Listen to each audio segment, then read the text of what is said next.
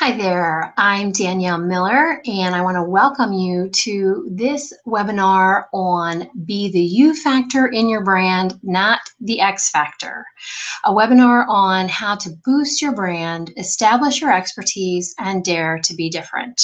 And I really am so delighted that you have joined me today. I think you're going to find this webinar full of really great information, things that you probably may not have heard before about brand and branding and how to really stand out from the crowd and how to own what makes you unique and different and attracts your ideal clients to you. So again, I'm so delighted that you're here today.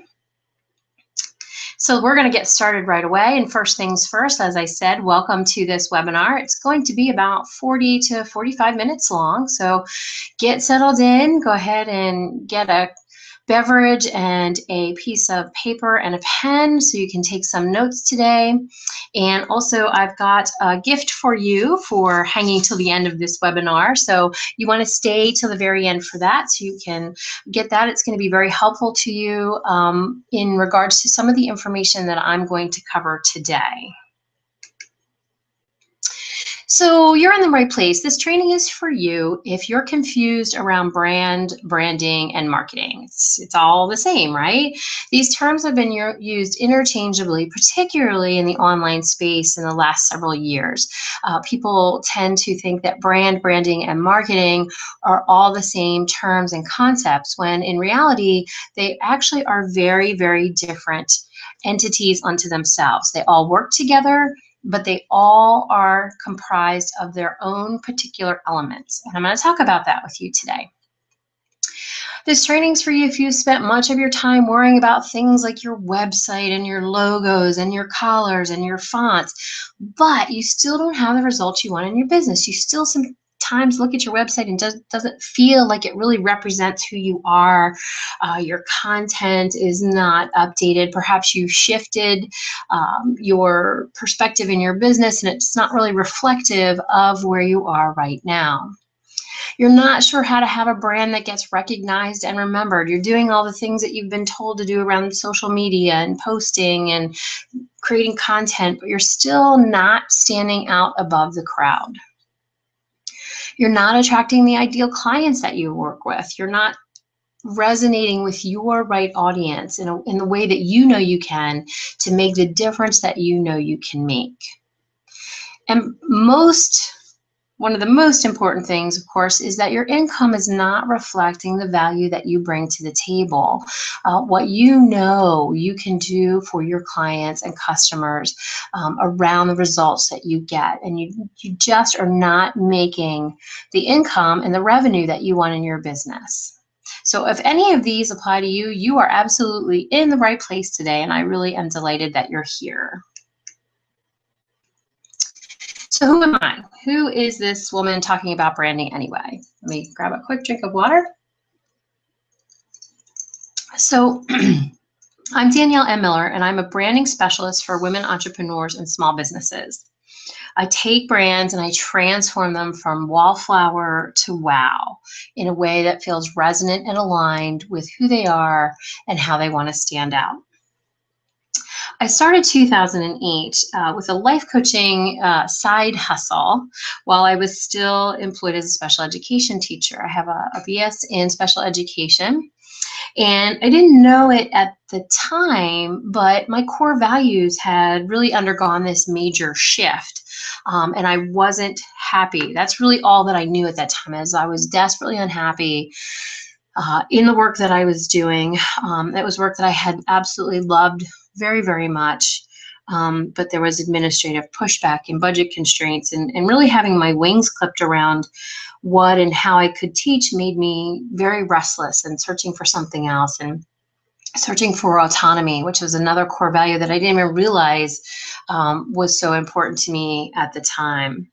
So I started this side hustle, life coaching, and I was also working on my master's at the time in school counseling. So life coaching was very appealing to me, and it seemed like a natural fit for my skill set and what I really enjoyed teaching, and working, which was really around helping people find out what made them tick and what they wanted to do with their life, and what their meaningful work was.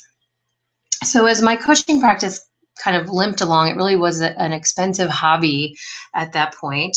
I was investing in all kinds of programs and courses and coaching, and I had invested in a very expensive mastermind group, and I really, in hindsight, was not ready for it at all. I didn't have the foundation that I needed to have in order to move my business forward. I was really trying to build something on sand, and it was shifting out from under me.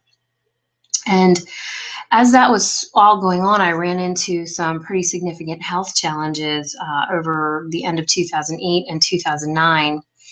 And the second half of 2009, I really just stopped everything and dropped back and punted and regrouped and really tried to figure out what it was that I wanted to do. I knew that I still wanted to make this entrepreneurial gig work in some way, shape, or form. I just didn't know how I wanted to do that. I had also had the rather painful experience of having to drop out of the mastermind because I was not having any income come in at that point in time, and I could not afford to keep doing it. So I knew that I loved helping people figure out, who they were, and empowering them and showing them their unique gifts and talents, and really helping them own who they were. So I decided to get one more certification, and that was in career coaching. And it was really at that point in 2010 that I was really exposed to this whole idea of brand and branding. And it was just like this light bulb went off, and I fell in love with it, and I embraced it. And I was like, yes, this is exactly what I had been needing for the previous 3 years that I didn't have. And so I knew that I really wanted to teach other women entrepreneurs about this process and how important it was, and how critical it was to figuring out what your success looked like on your terms in your business. And since then, I've learned everything that I can. I've honed my methodology, over the last 5 years, and I've since had the opportunity to teach about branding at events like you see here at the NAPW conference, alongside amazing women like Martha Stewart and Ariana Huffington and Sarah Blakely, and you can see Star Jones there. I also got to meet and chat with one of my daytime icons, Susan Lucci, who is the complete opposite of her character, Erica Kane, on All My Children. So I've had those opportunities, which I would not have had I not gotten clear on the work that I wanted to do. And then this year, I've taken everything I've learned in my journey, and I wrote Smarty Pants Branding, the ultimate guide for women entrepreneurs to getting recognized, being remembered, and making more money in their business.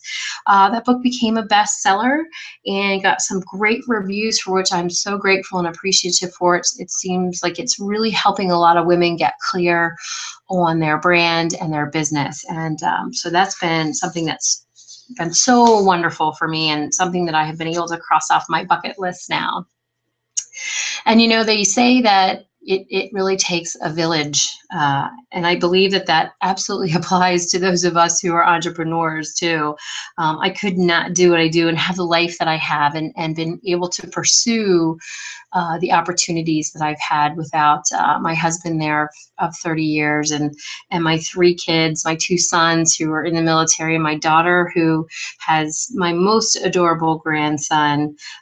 They really are the why behind everything that I do, and in the life that I have. So I'm so grateful to them. And I'm loving life. I'm loving my life, and everything has been really, really great the last few years, and I believe a large part of that is because I have gotten so clear around who I am and how I want to show up. And I want to share that with you, because that's possible for you as well. You can have everything that you want, as long as you get clear around what exactly it is that you want, and how you want to go about getting it, and who you want to serve. So stay tuned with me again. Like I said, I have a free gift for you at the end of this webinar today. So let's get started into this content here. So I always want people to enter into a learning experience with an open mind, with that learner's mindset. And so I have a question for you to ponder as we are going through this webinar today. I want you to think about this. I want you to write it down. And I'd like you to think about what thought or message would you want to put in a fortune cookie? Now, you know you can't fit a whole lot on those little slips of paper, so you have to be brief and you have to be concise. So what thought or message would you want to put in, what would you want somebody to find in a fortune cookie from you? What would be the message that you had to share? And think about that, you know, as we go through this webinar today, maybe jot down some notes as you're thinking about it. And I bet at the end of this, you're going to get some clarity around your brand and how it shows up and how you want it to stand out. So here's the reality in terms of brand and branding. 75% of buying decisions are based on emotions. We think that we buy with logic and that our left brain is controlling our buying decisions, but in reality, it is based on emotions and connections. And in today's digital age, that is your unique position. What are the emotions? What are the differentiators? And how are you showing up and standing out in today's digital age? That's really how those emotional connections are made. It's how you come across. It's who you resonate with. And it's really about being genuine. It's about showing who you are, letting people in, and letting them have that emotional connection with you. People today are looking for validation. They're looking to create meaningful connections, not just with brands and businesses, but with people. Because ultimately, at the end of the day, we do business with people. So let's talk about what a brand is exactly. And you probably have this image in your head of a brand being about taglines and logos and colors and fonts, and that's a part of it. But underneath those things, really, a brand is a set of managed expectations around who you are and what you do. And there's nothing fake or it's not about creating a false persona or being something that you're not, but it's about consistently showing up, bringing all the best that you can to the table. It's about your reputation, your credibility, and your story. And, you know, you've probably seen many instances in social media in this digital age where somebody has built a brand up over several years and one thing happens, one errant tweet goes out, one Facebook status is not what somebody we had expected.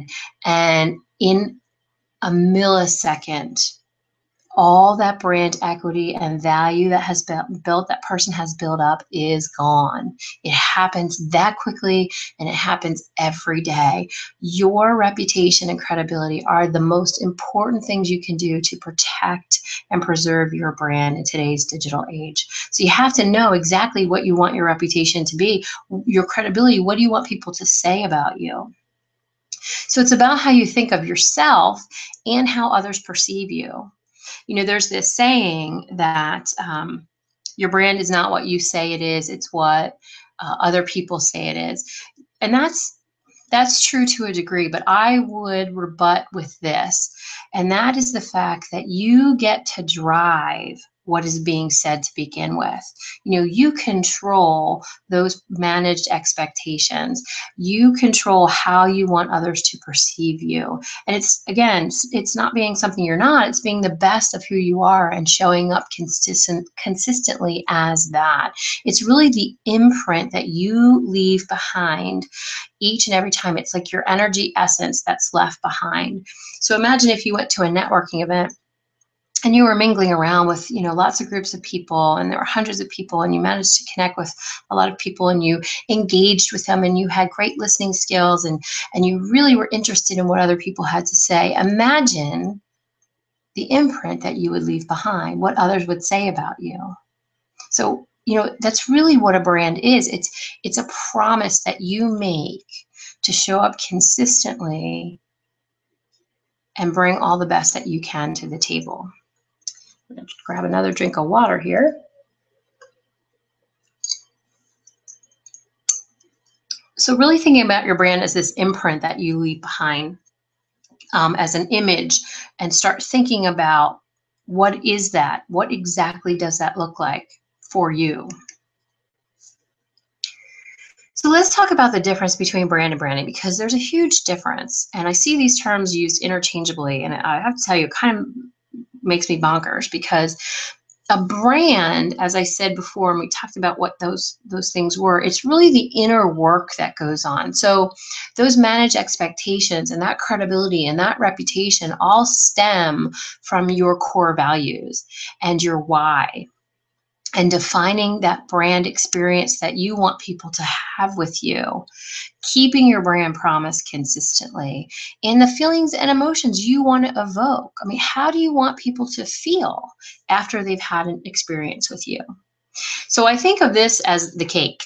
This is really the ingredients that you're putting together to give your brand that foundation. You wouldn't just fill a cupcake liner with frosting and sprinkles, although some people might like that, but there's no substance there, right? That all, just kind of, it wouldn't have any shape or form to it. So the brand as the inner work is really what gives that foundation. It gives you the cake to work with. And then branding is actually the manifestation of that. So that's how your brand shows up on a daily basis. And that looks like things like your tagline and your website and your colors and your fonts and the images that you use. And maybe if you have a logo, which you do not need to have one, by the way, that's a totally different webinar. Your brand voice and tone. Those are really the frosting and the sprinkles and the extras that really make your brand stand out and give it that oomph that makes it different, right? Because not everybody wants a chocolate cupcake. Some people want a vanilla cupcake. Some people want a red velvet cupcake. Some people want, different kind of frosting.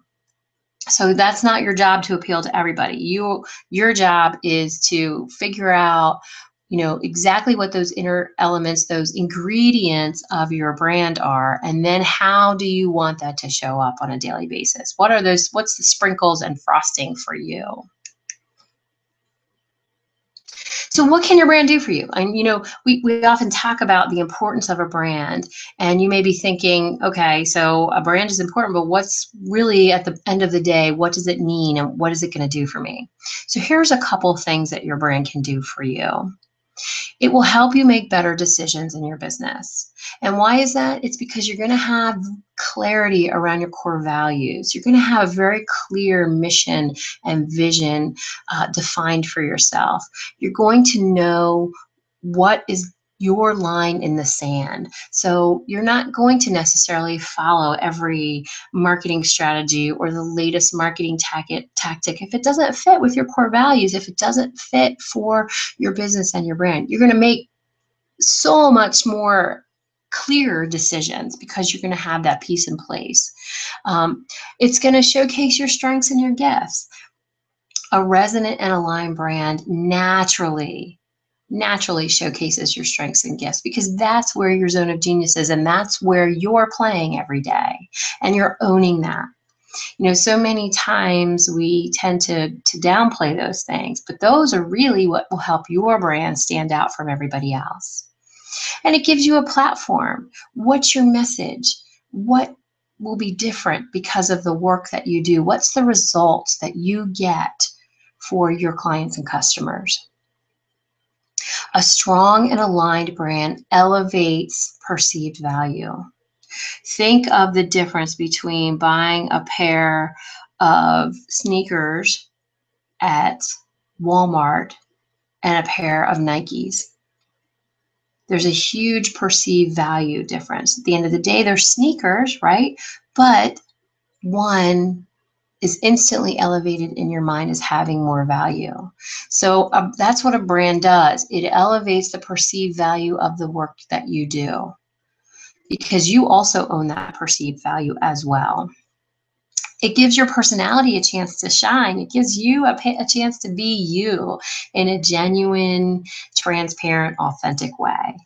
And it escorts that imposter out the door. So many times we struggle with the inner critic, the imposter syndrome, that we're not good enough, or we're not enough, or we don't know enough about our particular topic and the clients that we want to work with, and perhaps we, will be found out that we don't have enough knowledge or expertise.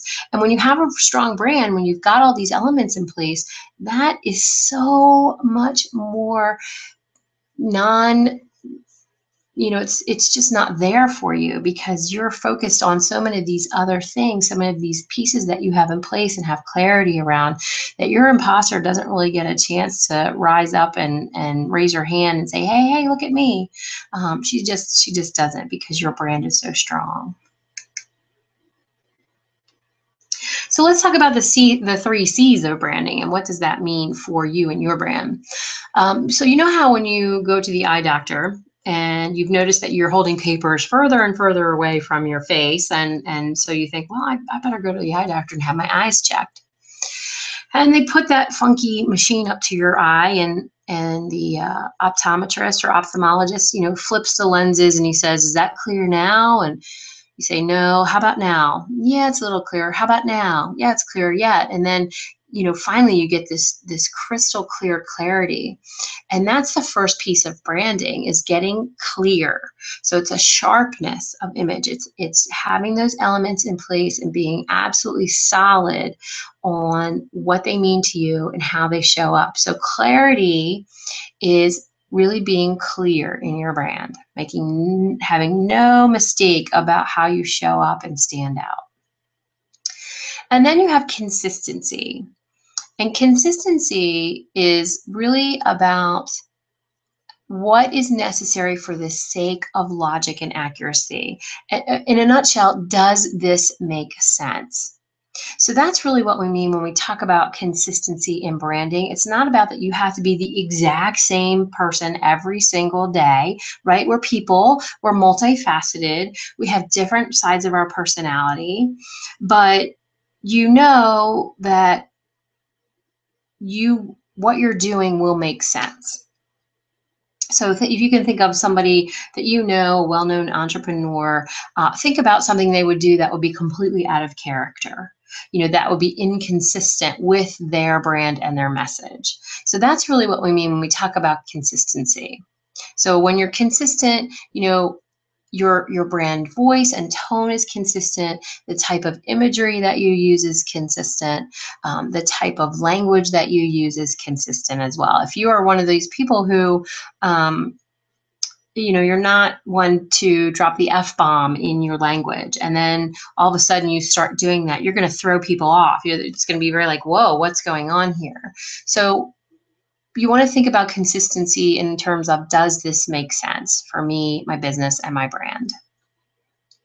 And then the other C is communication, the means of connection between people. So the way that you communicate your message and your brand is really important as well. People look for patterns. They look for consistency, as I said before. And when you do something that's completely out of character, there's this discord and there's misalignment, and people don't know what to think after that. So when you're communicating, you want to make sure that you have this piece of clarity and the other piece of consistency in your means of communication and how you communicate with people. Do you typically send newsletters? Do you typically blog? Do you typically do videos or audio? And that's not to say that you can't do all of those things, but people will expect the way that you communicate to be consistent as well.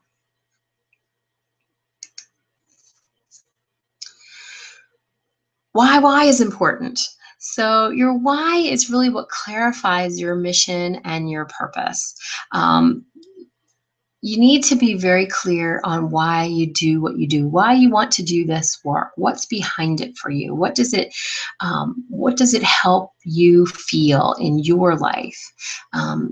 It keeps the shoulds out of your brand and your business. So here's the thing, when you get clear on your why, then you don't have to second guess yourself over and over again. You don't have to worry about, well, I should be doing this in my business because everybody else is doing it. Or having an expectation that you have to do everything like everybody else does in your particular area of expertise. When you know your why and you're clear on that, you can operate from this place of authenticity and being genuine. And you don't have to worry about those shoulds because they won't get in your way.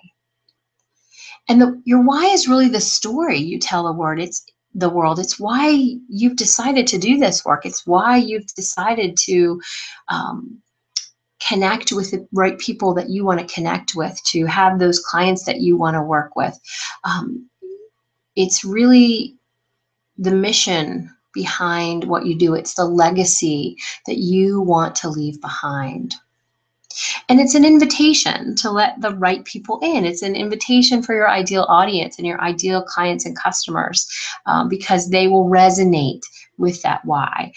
They will get it. And your why shows that you're empathetic to their journey as well. And then you have this really great sweet spot of intersection between your why and how that can help your ideal clients. And then the next element we want to talk about is the value proposition. And these are the core values of your brand. It is so important to get clear on this. These are really the North Star of your brand. These decide every decision that you make. You can use these as the yardstick that everything is measured by in your brand. These are non-negotiable things. So generally, what I tell clients to do when they're trying to figure out core values is I tell them to think of a time or a couple different times when they have been really upset by something that someone did. And there's a good chance probably that a core value of theirs was violated. So maybe it was somebody breaking a trust or being irresponsible or being unkind or disrespectful. So that's a big clue as to what a core value might be for you. If something made you really angry, chances are there was a core value violated there. And on the flip side of that, things that really light you up, things that make you feel like you're in your zone, those are also things to look at in terms of your core values. And you really want to narrow this down to 3 to 5 core values. You don't want a list of 10 to 15 because then things start getting muddled. And, how do you differentiate between, kindness and integrity or fun and abundance, and so that you kind of get all of these values can sort of muddy the waters if you have too many of them. And that's not to say that you might not have 10 values that are very important to you, but there are 3 to 5 that are absolutely non-negotiable. So you can kind of pretend that you live on your own island and everybody has to live by your rules. So what are those 3 to 5 rules that you would make that everybody in the community on your island would have to live by? Those are probably your core values right there. And you want to define these by what they mean to you. So my definition of abundance might be very different from your definition of abundance. My definition of kindness might be different than your definition of kindness. So you want to define these by what they mean to you personally in your life and in your business. And then the next piece is, what are your superpowers? What are the things that you are naturally good at? Those gifts that you take for granted because they're so easy for you. And you think everybody else must be able to do this because this is super easy for me. How can this be hard for somebody else? But the fact of the matter is those gifts are unique to you, and nobody has the same combination of gifts and talents that you do. So you want to embrace those natural skills and think about it in terms of, skill set is not the same as gifts and strengths. So a skill set might be something that you've learned in order to complete your job. So, for example, a nurse might be naturally caring and empathetic, but she has to learn a certain set of skills in order to do her job. So you want to think beyond just skills that you've been taught. Think about how they relate to your natural gifts and talents. And are they ones that you still want to be using? Sometimes we're doing things in our businesses that we really don't want to be doing just because we're good at it and we can do it. And that doesn't feed your particular zone of genius. So you want to uncover what makes you you, and really think about, how do you want to make people feel? At the end of the day, how do you want to make people feel after they've had an experience with you? And you want to write these things down, because these are going to be really important in helping you get clarity around your brand. And then who are those ideal clients, those dreamboat clients, I call them. The clients that you look in your calendar and you see that their name's on the docket for the next day, and you're so excited to talk to them, and you're so excited to work with them because they are absolutely a perfect fit for the work that you do. You know, what are those character traits that you enjoy working with? Because you cannot be all things to all people. Using the example of a health coach, let's say a health coach who specializes in helping clients make healthier food choices. Well, and maybe she wants to work with women, which is great.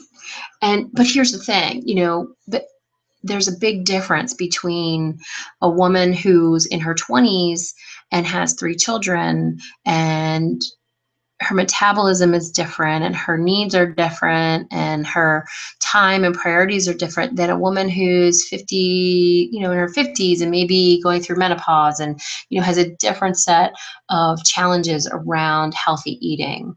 So while the skills that health coach may have can help both women, and at some point may help both women, you really want to focus on who is that ideal client. What are they specifically struggling with? What are their challenges? What are their triumphs? What do they desire? What do they want? What exactly do they want? And how does she feel now in her life? And how will she feel after an experience with you? Remember, it all relates back to those emotions. And do you know your ideal client's journey? Are you empathetic to what your ideal client, your dreamboat client, is going through? Do you know what they're struggling? What exactly underneath the struggle? What are they feeling? And how can you provide solutions for them? So you really want to make sure that you've honed in on who that ideal client is for you. And then how does your brand show up? So this is where I talk about the branding piece, the manifestation of your brand. So you have your verbal brand, which are things like your brand tone, your brand voice, your attitude, your style, your language, the lexicon that you use in your brand voice, words that you absolutely would never use in your brand voice.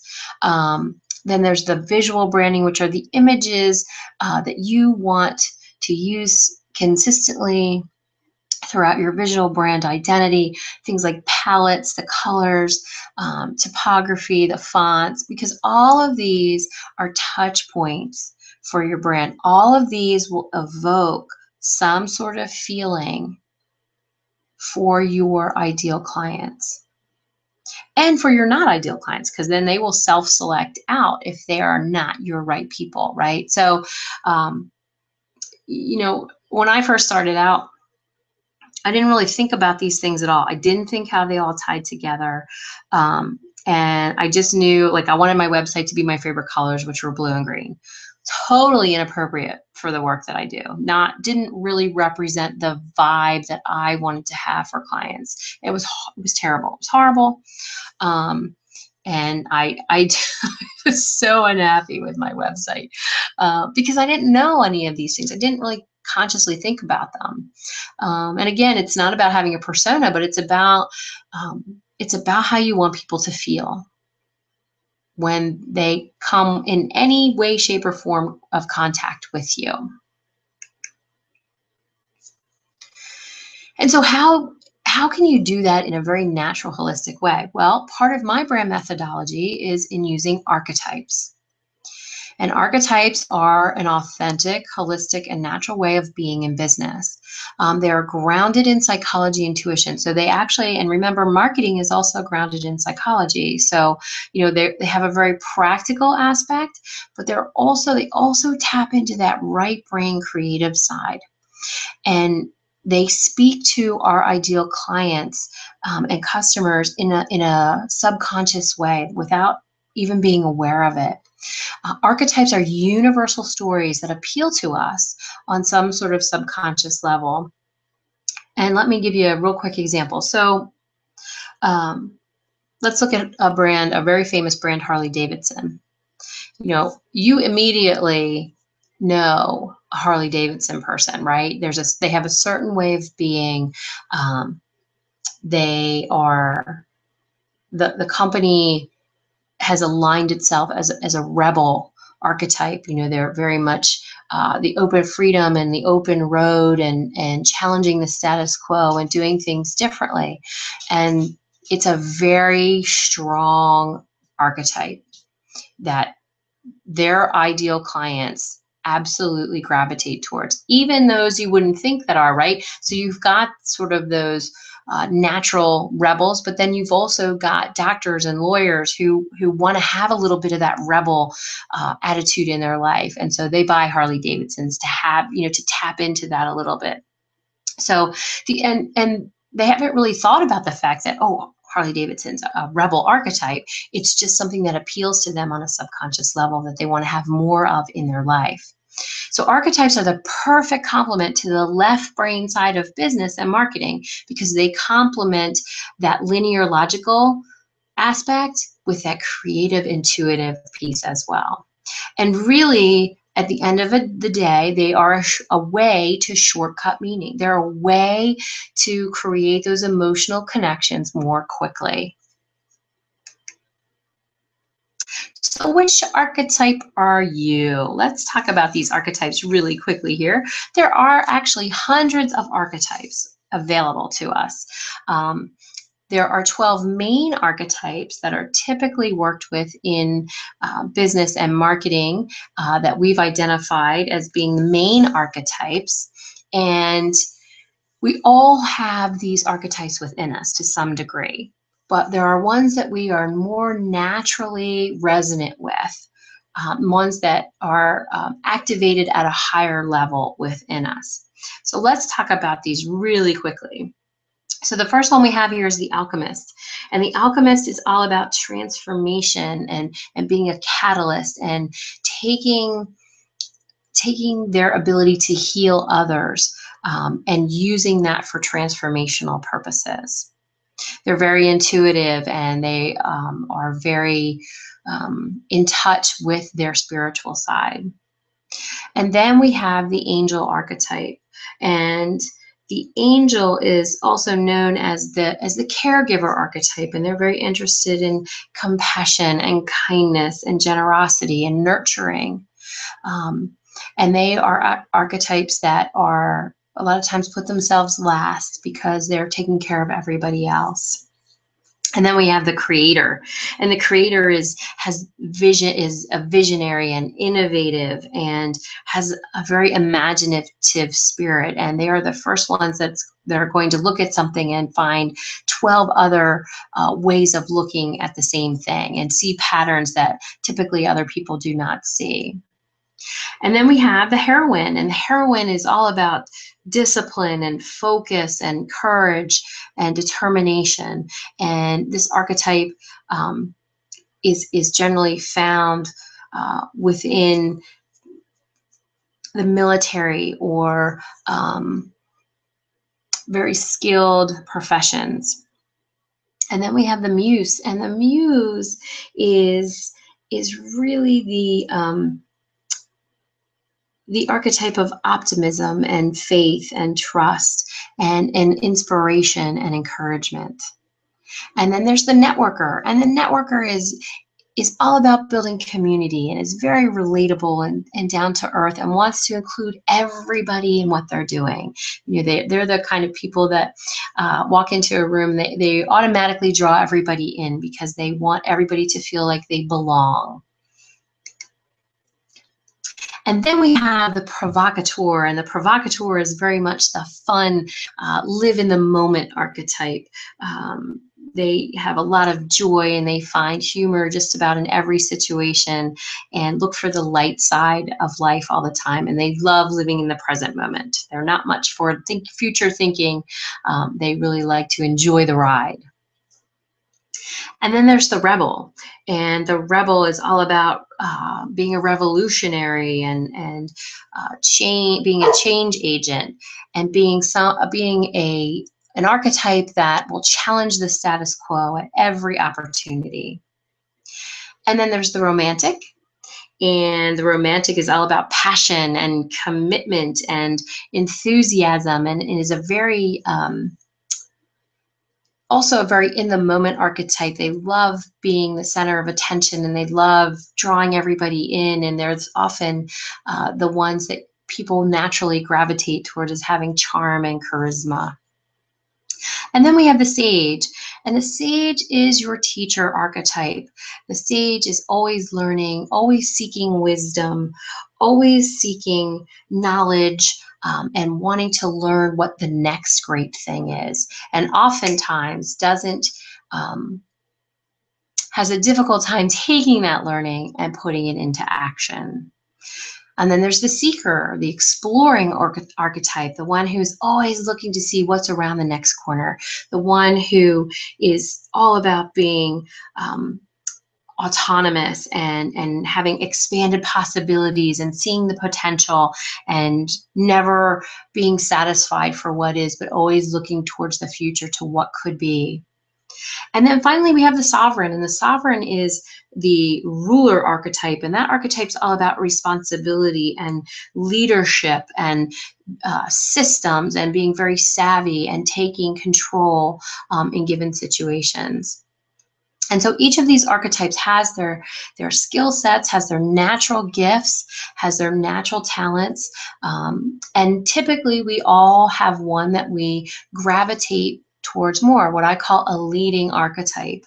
Now, my leading archetype is the alchemist, and my two supporting archetypes, the other archetypes that score fairly strongly for me, are the sage and the creator. And all three of those work together for my best, for me to perform at my best. So how do you find your leading archetype? Well, you can go to daniellemmiller.com/quiz, and you can take the Brand Discovery Archetype Quiz.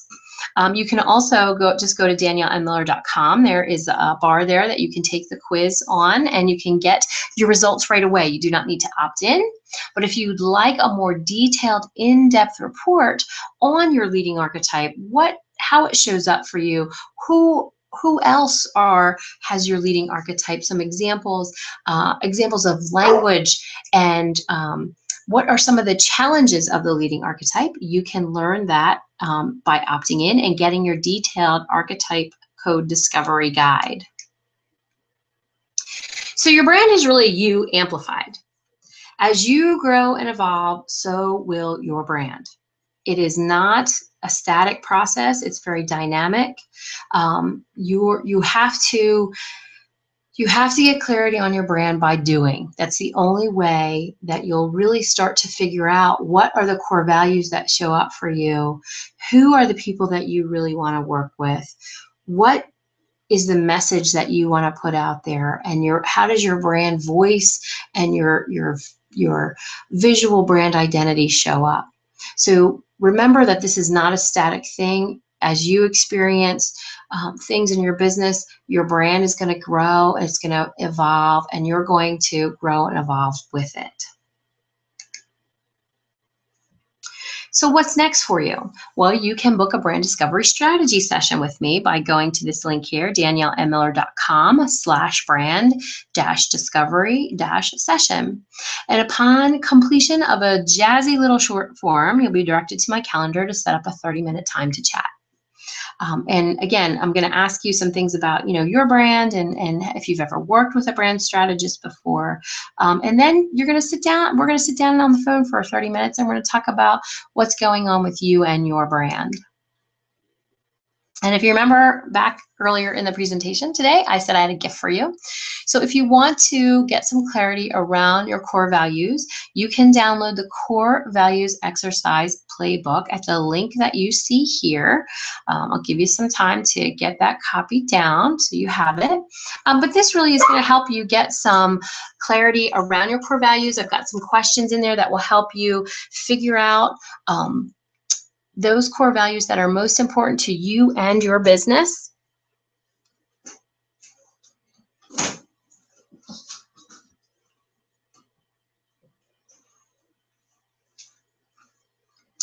Okay, so hopefully you've had enough time to jot that down. And I want to thank you again for being here with me today. I'd love to connect with you on social media. Let's talk branding. So you can see all of my handles. Again, consistency is always a good thing. And I am pretty much on every social media channel at the same handle, Danielle M. Miller. You can find me on Facebook and Twitter and Instagram and Pinterest and LinkedIn. And on Pinterest, I have lots of great information on archetypes and how those archetypes may show up visually, and maybe some quotes that would be particular to that archetype, and some really great information around branding and visual brand identity and verbal brand identity. So I want to thank you again for hanging out with me today, and you can connect with me at daniellemiller.com, and I'm looking forward to talking with you about you and your brand. Until next time, take care.